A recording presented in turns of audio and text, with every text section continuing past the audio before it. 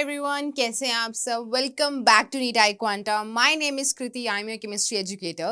So this is the lecture 8 of our solution chapter. So we have come to the lecture 8. Around and around दो और lecture लगेंगे इस chapter को खत्म होने में because हर चीज़ को मैं डिटेल में आपको बता रही हूँ. इवन द स्मॉलेस्ट थिंग, हम सॉलिबिलिटी जो इस चैप्टर में इतना ज़्यादा बड़ा पार्ट है भी नहीं, हमने उसको भी डिटेल में डिस्कस किया है. क्यों? क्योंकि अगर उससे रिलेटेड कुछ भी क्वेश्चन नीट 2026 में पूछा गया तो यूल बी मेक श्योर कि आपने मुझसे इस वीडियो से उस चीज़ को पढ़ा है. सो यस, 8th लेक्चर पे आ चुके हैं. आज का जो हमारा टॉपिक कंटिन्यू होने वाला है that is RLVP, Raoult's law का जो हमारा थोड़ा सा पोर्शन रह गया था, लिमिटिंग बेसिकली थोड़ी बहुत लिमिटेशंस एंड ऑल. एंड उसके बाद will proceed forward with our colligative property that is depression in freezing point. We have osmotic pressure and we have elevation in boiling point. उसके बारे में सीखेंगे. So let's start today.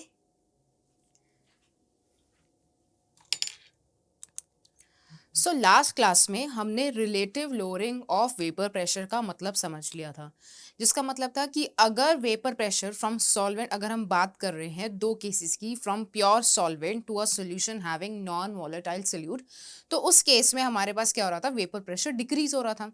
But अगर हमें compare करना है, अगर हमें रिलेटिव का मतलब होता है विद रिस्पेक्ट टू समथिंग, किसी के रिस्पेक्ट में अगर हम कैलकुलेट कर रहे हैं, तो vapour pressure, relative lowering of vapour pressure is calculated as P1 not minus P1 upon P1 not. जहाँ पे अगर आपको याद हो तो हमारे पास P not 1 is the vapour pressure of pure solvent है, राइट, एंड P1 हमारा वेपर प्रेशर ऑफ सॉल्यूशन आया था, right. And relative lowering of vapour pressure का मतलब था P01 minus P1 upon P01 equals to X2. X2 is basically, अगर हम बात करें, this is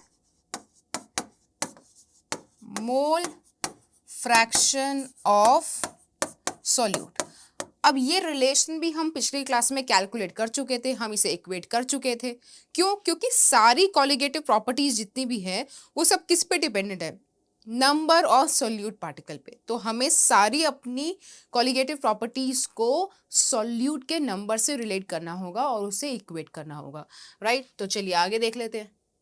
so basically delta P1, जो बेसिकली हमारा डेल्टा P1 क्या है, चेंज है ना, change in vapour pressure. Delta P1 is nothing but P0 1 minus P1, ये है, equals to X2 mole fraction of solute, जो हम कैलकुलेट कर चुके हैं. Mole fraction of solute, that is the relative lowering of vapour pressure. और in a solution containing several non-volatile solute, the lowering of vapor pressure depend upon the sum of the mole fraction of different solution. मतलब अगर solution में एक से ज़्यादा non-volatile solute add किए गए हैं, तो अगर हम उसकी कॉलिगेटिव प्रॉपर्टीज को समझेंगे तो दोनों मोल फ्रैक्शंस जितने भी सॉल्यूट है उन सभी के मोल फ्रैक्शन का हम सम कैलकुलेट करेंगे. बट अभी तक हमने जो भी केस देखा था that is only for the one solute. So lowering of vapour pressure depends upon the sum of mole fraction of different solute. तो वो हमारा मिक्सचर भी आ सकता है, लेकिन delta P upon P01 can be X2 plus X2.1, मतलब जितने भी हमारे पास नॉन वोलेटाइल सोल्यूट है. मूविंग ऑन, अगर हम बात करें, सो ये हमारा मोल फ्रैक्शन ऑफ सोल्यूट, हमारी RLVP की वैल्यू कैलकुलेट हो चुकी है. हमने पूरी तरीके से इसकी डेरिवेशन भी समझ ली है. अब इसी इक्वेशन से ना हम राउल्स लॉ की इक्वेशन बना सकते हैं. From the above equation we can state another expressing way of doing for Raoult's law. मतलब हम राउल्स लॉ को भी डिफरेंट वे में एक्सप्रेस कर सकते हैं, right. So relative lowering of vapor pressure of a solution is equals to the mole fraction of solute in a solution. So RLVP is equals to the mole fraction of solute, या फिर हम X भी लिख लो या X2 लिख लो, एक ही बात है, in solution. ठीक है. As per Raoult's law वो क्या था कि the vapor pressure, the total vapor pressure is equals to the mole fraction of one component into its pure form, into vapor pressure in its pure form, right? हम निकालते थे ना PA equals to P naught A X से, कि अगर एक solution में जाके उस कंपोनेंट का जो प्रेशर रहेगा वो किसके इक्वल रहेगा, उसके मोल फ्रैक्शन से और उसके प्योर फॉर्म वाले वेपर प्रेशर के इक्वल रहेगा. So now we can calculate the new form of Raoult's law, that is relative lowering of vapour pressure of a solution equals to mole fraction of solute. चलिए अब जैसे ये हमारा, अब mole fraction की बात करें, मोल फ्रैक्शन के बारे में तो हम डिस्कस पहले भी कर चुके हैं कॉन्सेंट्रेशन टर्म्स जब मैंने पढ़ाई थी. मोल फ्रैक्शन क्या होता है, ratio of mole of any component upon total moles. तो अगर हम x2 की बात कर रहे हैं तो n2 हमारा क्या है,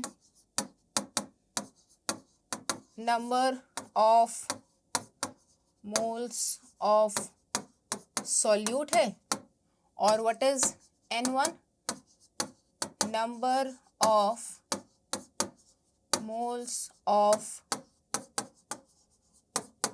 solvent है. So we can calculate the mole fraction of solute by solving x2. x2 को solve करके निकाल सकते हैं. वही सारी इंफॉर्मेशन आपको दे रखी है, moles of solute, moles of solvent. So हमारा एक न्यू फॉर्म, अगर हमें relative lowering of vapour pressure को new form in terms of moles भी रिप्रेजेंट करना है, तो we can also say P01 minus P1 upon P01. हमेशा याद रखना what is P01 and what is P1, equals to number of moles of solute upon total moles. ठीक है, चलिए अब बात करते हैं कि अगर जैसे हमारे पास कंडीशन थी, ये भी हो सकता है कि सोल्यूशन हमारा, यहाँ पे एक चीज मेंशन है फॉर डाइल्यूटेड सोल्यूशन, मतलब डाइल्यूटेड सोल्यूशन है, डाइल्यूटेड सोल्यूशन है मतलब N1 के मोल्स, बेसिकली सॉल्वेंट काफी ज्यादा प्रेजेंट है एज कंपेयर टू सोल्यूट. तो हम नीचे वाले यूनिट बेसिकली क्या करेंगे, हम चाहेंगे कि हम अपनी मैथमेटिकल इक्वेशन को इजी बनाएं, इजीली सॉल्वेबल बनाएं. सो हम उसमें से वेरिएबल्स कम करना पसंद करेंगे. तो कभी कभी क्या होता है केमिस्ट्री में कुछ कुछ कंडीशंस आती है, लाइक द पहली condition we have is dilute solution. अगर डाइल्यूट सोल्यूशन है तो उसमें सॉल्वेंट का मोल काफ़ी ज़्यादा प्रेजेंट है, सॉल्वेंट के मोल्स काफ़ी ज़्यादा प्रेजेंट है. तो in that condition we neglect the moles of solute. तो हमारे पास जो न्यू इक्वेशन बन जाती है, that is N2 in the denominator can be neglected, और हम एक न्यू फॉर्म बना सकते हैं, that is P1 naught P1 upon P1 naught equals to N2 by N1. ये भी कर सकते हैं just to simplify a mathematical equation. ठीक है, अब हाँ, अब नंबर ऑफ मोल्स को भी तुम आगे खोल के लिख लो कि like number of moles is basically what, given mass upon molar mass. उसको भी हम आगे खोल के लिख सकते हैं. तो वही बता रखा है कि हमारा N2 अगर मोल्स ऑफ सोल्यूट है तो W2 वेट ऑफ सोल्यूट और M2 will be molecular weight of solute, वो भी कैलकुलेट हो जाएगा, राइट. ये same N2 upon N1, W2 into M1, वो सब इंफॉर्मेशन गिवन है और बहुत ईजी है ये. इसमें ऐसा कुछ अलग बताने की चीज़ नहीं है. पहले मोल फ्रैक्शन के टर्म्स में लिखा, फिर मोल्स के टर्म में लिखा, फिर वेट और मॉलिक्यूलर वेट के फॉर्म में लिखा. तो अगर तुम्हें पहले से आइडिया है कि कैसे मोल्स निकाले जाते हैं, अब depending upon question also, if they are given just the weight and the molecular weight, then you have to use the mole formula. Direct mole दे दे तो तुम डायरेक्टली पुट कर दो, जरूरत नहीं है तुम्हें वेट और मॉलिक्यूलर वेट की, डिपेंडिंग अपॉन क्वेश्चन में कैसे पूछा जा रहा है. ठीक है, आई थिंक इतना तो ईजी है ये, इसमें कुछ प्रॉब्लम नहीं है. So we'll have a new equation like agar W2 into M1, M2 into M1. The above equation is very much useful in calculating the molecular weight of non-volatile solute or substance if all data is given. हाँ, so relative lowering of vapor pressure से हम अपने non-volatile solute का molecular weight भी calculate कर सकते हैं. So by using relative lowering of vapor pressure, we can calculate molecular weight of solute as well. वो भी निकाल सकते हैं कि क्वेश्चन में वो पूछ लें, क्वेश्चन में तुम्हें सारी प्रेशर की वैल्यू दे दे, सारी वेपर प्रेशर की वैल्यू तुम्हें दे दे और तुम्हें बता दे कि किस तरह का सोल्यूट पार्टिकल है, मतलब what is the molecular weight of solute. So this can be calculated from this equation as well. वो भी निकल सकता है. Now we have some limitations of Raoult's law, एक बार उसको देख लेते हैं। अब जो भी हम लिमिटेशंस की एक्चुअली बात करेंगे ना, वो लिमिटेशंस नहीं है, वही समझ लीजिए these are the conditions for which we have like for Raoult's law या for basically this all colligative properties we have. These are not limitations, the condition on which colligative properties are based upon. तो पहली सबसे बड़ी condition या limitation हम बोले तो Raoult's law is applicable only to the solution which are dilute in nature. मतलब जिसमें हमारे पास solvent की मात्रा ज़्यादा हो, they are more in number, they are more in moles. Second we have for non-volatile solute. Non volatile solute के presence में ही हम राउल्स लॉ कंडीशन को समझ सकते हैं या हम relative lowering of vapour pressure को समझ पा रहे हैं। नेक्स्ट वी हैव इज कि solution does not undergo any change in its molecular state, मतलब there shouldn't be any kind of association and dissociation, कोई भी एबनॉर्मैलिटी नहीं दिखनी चाहिए हमारे सोल्यूशन में। Last we have is for ideal solutions, like condition will be an ideal solution जहाँ पे कोई केमिकल रिएक्शन भी नहीं है सॉल्यूट और सॉल्वेंट के बीच में। That's all we have for the limitation. Now let's move to the another property. So let's begin with the second colligative property, that is elevation in boiling point. But इस property में जाने से पहले हम boiling point के बारे में समझ लेते हैं कि like boiling point क्या होता है, कैसे calculate किया जाता है, कैसे measure किया जाता है. So elevation in boiling point we have.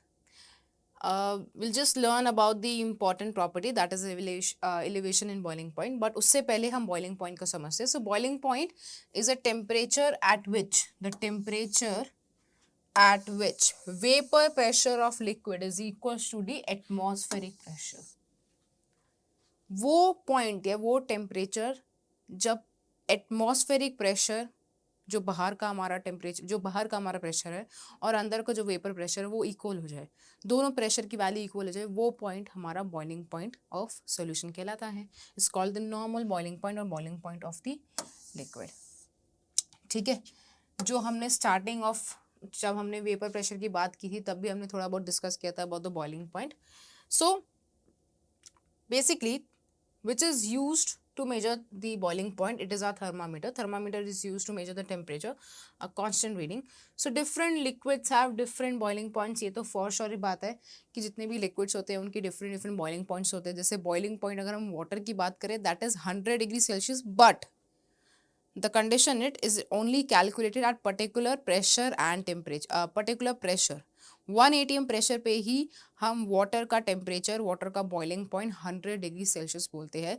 Although water has infinite number of boiling points at different pressure. So the one which is calculated at 100 degree Celsius is nothing but at a particular pressure value. 1 atm pressure की value होती है. So thermometer is used to measure a temperature.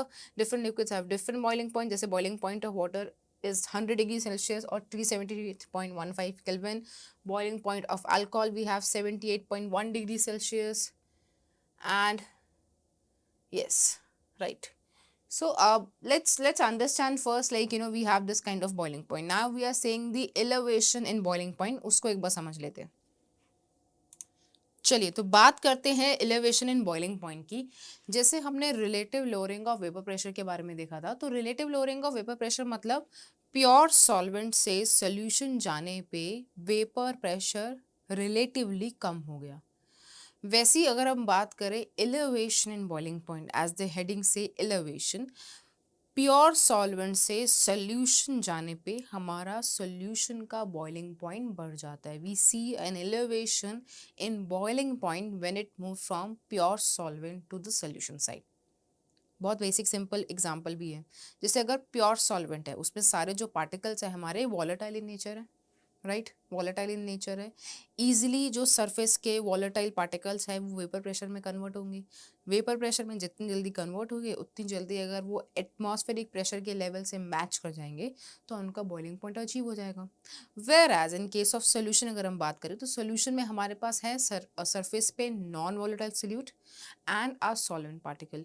अब ये दोनों चीज़ होने की वजह से वेपर प्रेशर कम बनता है.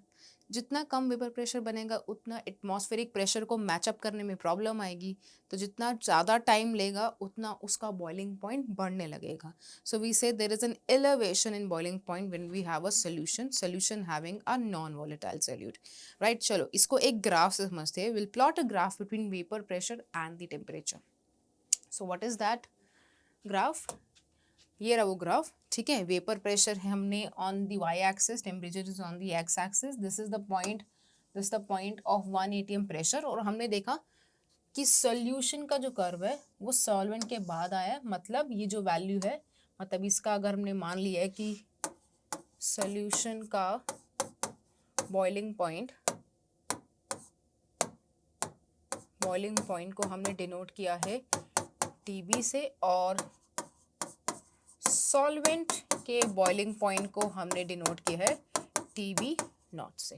Right, so there is a gap. ये जो गैप बता रहा है वही हमें बता रहा है कि this is the elevation in the boiling point from solute to solvent. ये जो गैप है ना, यही हमें इंडिकेट कर रहा है कि there is an elevation, there is a change in boiling point.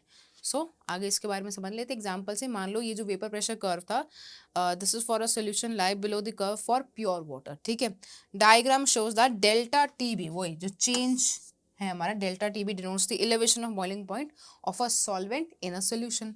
So delta TB क्या इंडिकेट कर रहा है? Change in boiling point from solvent to solution side. From solvent to solution side.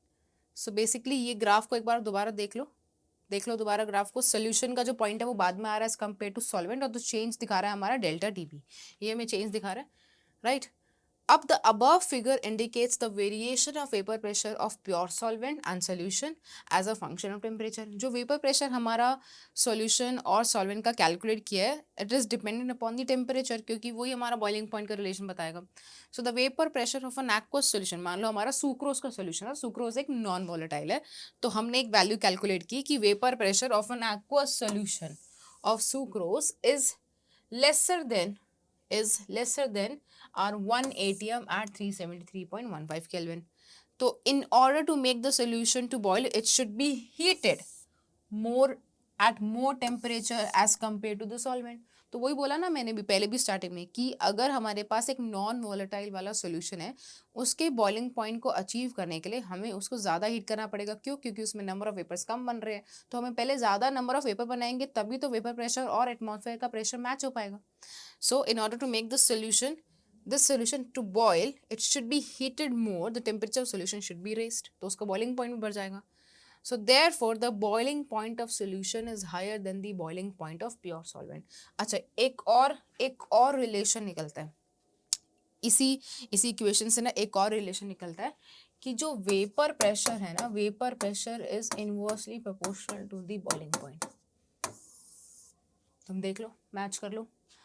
Solution का vapour pressure कम था तो उसका boiling point ज़्यादा, सॉल्वेंट का वेपर प्रेशर ज़्यादा था तो उसका बॉइलिंग पॉइंट कम.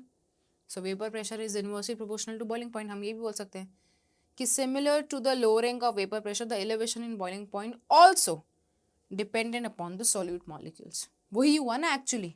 अगर हम देखें कंडीशन में तो बात तो वही पड़ी कि क्यों बॉइलिंग पॉइंट एलिवेट हुआ when we move from the solvent to the solution side. क्यों मूव किया, क्यों एलिवेट हुआ? क्योंकि उस सॉल्यूशन में नॉन वॉलेटाइल सोल्यूट थे. अगर वो नॉन वॉलेटाइल सोल्यूट की जगह वॉलेटाइल सोल्यूट होते तो शायद बढ़ना नहीं होता, कम भी हो सकता था. राइट, वो तो डिपेंड होता कितनी वॉलेटिलिटी, कितनी वॉलेटाइल है वो particles. So again elevation in boiling point is also a colligative property dependent upon the number of solute particles. This also depend upon the number of solute particles. So a solution of 1 mole of sucrose and 100 gram of water boils at 373.52 Kelvin, whereas pure water boils at 373 Kelvin. मतलब बहुत ज़्यादा ऐसे variation नहीं आता है कि हम बात करें तो कि 4-5 डिग्री या 4-5 केल्विन का चेंज नहीं आता है. देखो चेंज भी आया तो कितना आया कि solution of 1 mole of sucrose, अगर हम सेम मतलब उसको बात कर रहे हैं 100 ग्राम ऑफ वाटर में बॉईल कर रहे हैं, तो सुक्रोस वाला 373.52 पे हो रहा है और प्योर वाटर वाला 373 पे हो रहा है बॉईल. ठीक है, so let T be the boiling point. अब जैसे प्योर, जब भी वर्ड प्योर आ जाए ना तो उसके आगे वो नॉट लग जाता है। जैसे हमने relative lowering of vapour pressure की भी बात की थी, तो vapour pressure of pure solvent, वैसे ही वेपर इसमें boiling point of pure solvent that is delta B T B naught, delta T B is the boiling point and delta T B represent the change. So increase in boiling point, अगर definitely हमारा जो change आ रहा है boiling point में वो क्यों आ रहा है, because boiling point of solution is greater than the boiling point of solvent की वजह से, है ना। सो जिसकी वैल्यू ज़्यादा उसमें से ही माइनस करेंगे। सो वेट अ मिनट, नहीं गलत है यहाँ पे, सॉल्यूशन का है ना हमारा, ये ऐसे आएगा, सॉरी। हाँ, delta T B will be T B minus T B naught, ये आएगा, ये नहीं है, ये मत देखना, ठीक है। So delta T B is called the elevation in boiling point. ये हमारा क्या कहलाता है, elevation in boiling, right, okay. अब the experimental result have shown कि अगर हम अगेन कॉलिगेटिव प्रॉपर्टी की जो दो कंडीशन है वो तो हमेशा ही सभी प्रॉपर्टीज के साथ फॉलो होगी कि पहला सॉल्यूशन डाइल्यूट होना चाहिए और सॉल्यूशन में हमारे पास नॉन वोलेटाइल सॉल्यूट होना चाहिए। So the experimental result have shown that dilute solution, the elevation in boiling point is directly proportional to the molar concentration of the solute in the solution. अब यहाँ पे जो concentration term मतलब जो हम solute की प्रॉपर्टी को relate करेंगे वो और कोई प्रॉपर्टी नहीं है, वो है सोल्यूट की मोलालिटी। सो हमने एक्सपेरिमेंटली ये देखा कि जो चेंज इन बॉइलिंग पॉइंट आ रहा है, एलिवेशन इन बॉइलिंग पॉइंट की वैल्यू जो हम देख पा रहे हैं, that is because of the molality of the solute. So we can say कि delta TB is directly proportional to the molality of the solute in the solution. So M, that is molality of the solute in solution है, ठीक है। So delta T B directly proportional to M. अगर हम proportionality का sign हटाते हैं तो उसके आगे कांस्टेंट लगाते हैं और हमारा कौन सा कांस्टेंट है, के बी। अब इसका भी नाम होता है, इसका भी बड़ा अलग सा नाम होता है, K B is known as boiling point elevation constant और मोलर एलिवेशन कांस्टेंट, और इसका एक और भी बड़े अजीब से नाम से बोलते हैं, इब्यूलोस्कोपिक कांस्टेंट। कभी कभी वो नाम पूछ लेता है, उसकी वैल्यू पूछ लेता है, तो ये नाम याद होना चाहिए कि K B is nothing but our elevation molar elevation constant.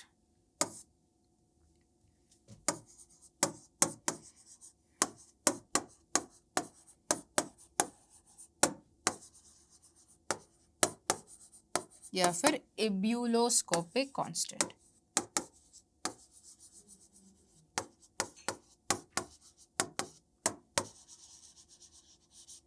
Right. वहां पे एम हमारी मोलालिटी ऑफ सॉल्यूशन। तो हमारे पास एक रिलेशन आ गया एलिवेशन इन बॉइलिंग पॉइंट का, delta T B equals to K B by K B into M. M को भी अभी हम थोड़ा सा उसको खोल के लिखेंगे।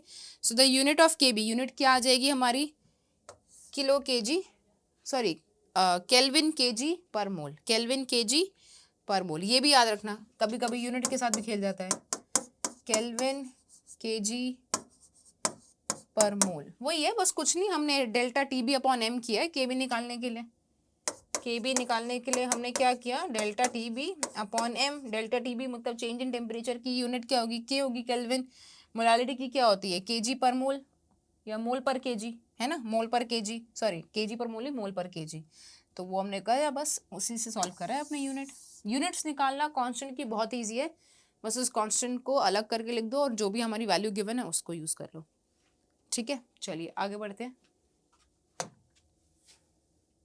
अब मोलालिटी तो हम कॉन्सेंट्रेशन टर्म्स में भी समझ चुके हैं कि molality is defined as the number of solute particle present in 1 kilogram weight of our solvent या 100 ग्राम ऑफ सॉल्वेंट। वो बहुत इजी भी है कैलकुलेट करना। जैसे अगर हम सिंपली बात करें, अब देखो मैं हमेशा तुम्हें एक चीज़ बोल रही हूँ कि W2 हो या WB हो, उसका मतलब है B और 2 वर्ड इंडिकेट कर रहा है सॉल्यूट के लिए, ठीक है, ये है सॉल्यूट के लिए। और अगर W1 हो, WA हो, वो किसके लिए है, अपना सॉल्वेंट के लिए। अब देखो सिंप्लीफाई करके लिख दूंगी। मोलालिटी क्या होता है, moles upon mass of solvent in KG, तो मोल्स किसका होगा, मोल्स किसका होगा, ठीक है, W2 M2 अपॉन W1 या तो केजी में, और अगर 1000 तो ग्राम। देख लो वही है ना, सिंपल करके लिखेंगे हम। ये बहुत ज़्यादा वर्ड्स में नहीं खेलेंगे। जब भी हम फॉर्मूला यूज़ कर रहे हैं तो उसको वर्ड्स में नहीं खेलो, उसको सिंपल सिंपल टेक्निक जो बेसिकली जो हमारे उसके लिए जनरल टर्म्स होती है उसको यूज़ करो। सो यस, अब सब्स्टिट्यूट कर दो, कुछ नहीं, बस सिंपल करना था। ये देखो डेल्टा टी बी के बी, ये आ गया हमारा मेजर फॉर्मूला। मैंने क्या बोला था कि मोलैरिटी के एक बार खोल के भी देख लेंगे। So delta T B equals to K B into W2 mass of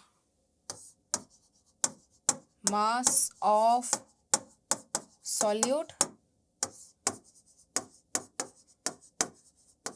molar mass of solute mass of solvent, ठीक है, okay, let's start this question now. So we have 18 gram of glucose, C6H12O6 dissolved in 1 kilogram of water, और temperature of water boils at 1.013 bar, K B दे रखा है। तो हमें क्या calculate करना है, at what temperature water boils. अच्छा ठीक है, ओके, सोल्यूशन का, बेसिकली सोल्यूशन का हमें, सो हमारे पास इक्वेशन है delta T B equals to K B into M, और ग्लूकोज भी हमारा क्या एक तरह का नॉन इलेक्ट्रोलाइट है, तो ये हो गया T B naught minus T B equals to K B into M. अब 1.013 bar is basically 180 M, K B की वैल्यू दे रखी है हमारे पास 0.52। अच्छा, 18 ग्राम ऑफ ग्लूकोज और 180 उसका मोलर मास, ठीक है, 1 kg ऑफ वाटर, तो ये तो सॉर्टेड है काफ़ी।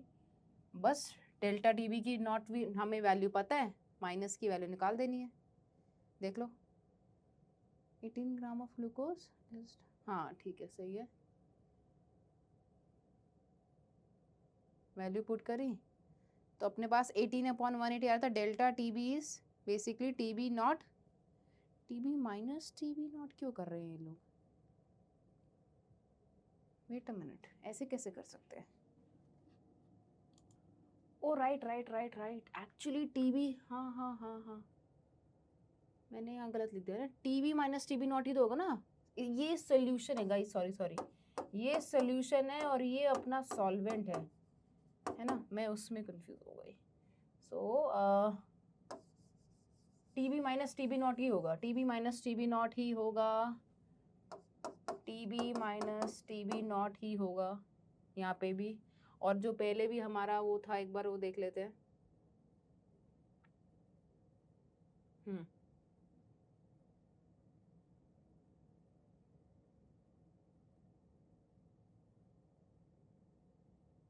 यहाँ पे भी शायद मैंने लिखवाया था ना, तो T B minus T B naught, एक बार चेक कर लेना, मैंने शायद वहां पे भी उल्टा लिखवा दिया। टी बी नॉट अपना सॉल्वेंट है, टी बी सोल्यूशन है। कहाँ गया, अच्छा वो चला गया शायद, ठीक है चलो कोई नहीं। हाँ पढ़ रहे हैं, सही, बिल्कुल सही पढ़ा है ना। टी बी नॉट का जो है हमारा, जो हमारा टी बी नॉट वाला है वो सोल्यूशन का है, उसका बॉइलिंग पॉइंट ज़्यादा है तो उसी में से माइनस करेंगे। हाँ आई थिंक वहाँ पे टी बी नॉट लिखवा दिया मैंने, चेक कर लेना, T B minus T B naught ही रहेगा। और ये अपना कितना हो गया 1/10, सो ये हो गया अपना 0.52 इंटू 0.1, आगे सॉल्व कर लेंगे, अपना आगे वैल्यू सॉल्व कर लेंगे, 0.52 इंटू 0.1 मतलब 0.052 आ जाएगा, है ना। और यस यस, सो हमें टी बी निकालना है, डेल्टा टी बी का चेंज जो आ रहा है that is basically T B minus T B naught, तो ये अपना 0.052 और 373.15 केल्विन, तो टी बी की वैल्यू हमारी जाएगी 373.2.02 केल्विन। हाँ, अगेन आई एम सेइंग, आप वहाँ पे भी एक बार देख लेना, शायद मैंने TB नॉट पहले लिखवा दिया ना, TB नॉट नहीं, TB minus TB not, TB minus TB not. बोल मैं वही रही हूँ कि सॉल्यूशन का ज़्यादा और सॉल्वेंट का, और मैं नॉट गलत लिखवा रही हूँ। वहाँ पे चेक कर लेना गाइस प्लीज़, कभी कभी बोलते समय लिखते समय गड़बड़ हो जाती है, आप लोगों से भी हो जाती होगी, एक बार चेक कर लेना, यही आएगा। हाँ चलिए, दैट्स इट फॉर टुडे। आज के लिए बस इतना ही। हमारा ये जो इलेवेशन इन बॉइलिंग पॉइंट था, इतना ही काफ़ी है। और हमारा नेक्स्ट जो टॉपिक होने वाला है that will be our depression in freezing point, उसको भी एक बार कर लेंगे। तो thank you so much, have a great day.